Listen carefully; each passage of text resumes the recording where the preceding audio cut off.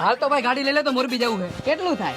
60 kilometre. ત્યાં સુધી ગાડી નહીં હાલે, બ્રેક ઓછી છે, ટાયરમાં હવા ઓછી છે, ટ્યુબ ટાયર નબળા છે અને પંખામાં ગોબો પડી ગયો. તો ભાઈ પેટ્રોલનો કાંટો બંધ છે, ક્યાં પૂરું થઈ જાય એ ખબર નહીં પડે અને આપણે હિસાબમાં લોચાઈ થાય અને આ વોરન બંધ છે. હો તો ભાઈ ગાડી બગડેલી છે, ગારો ગારો છે, સીટ ફાટલી છે, સર્વિસમાં દેવાની બાકી છે અને પાછી કોકે ચીકમ ચોટાઈ છે.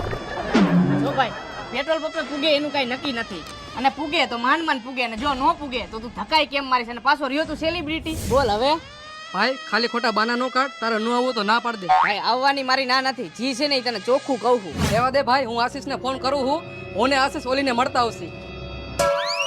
હા ભાઈ હવે શું થયું? અરે બેહી જા હાલ હાલ. હમણાં તો એમ કહેતો હતો હવા ઓછી છે, પેટ્રોલ નથી, હોર્ન નથી વાગતું, લીવર નથી લાગતું, સીટ ફાટેલી છે, ચીકમ ચોટેલી છે, મીટર બંધ છે, ગાડીમાં આટલા બધા વાંધા છે તો કેમાં જઈશું આપણે હવે? અરે હાલ તને હું મારા ખોરામાં બેહાર.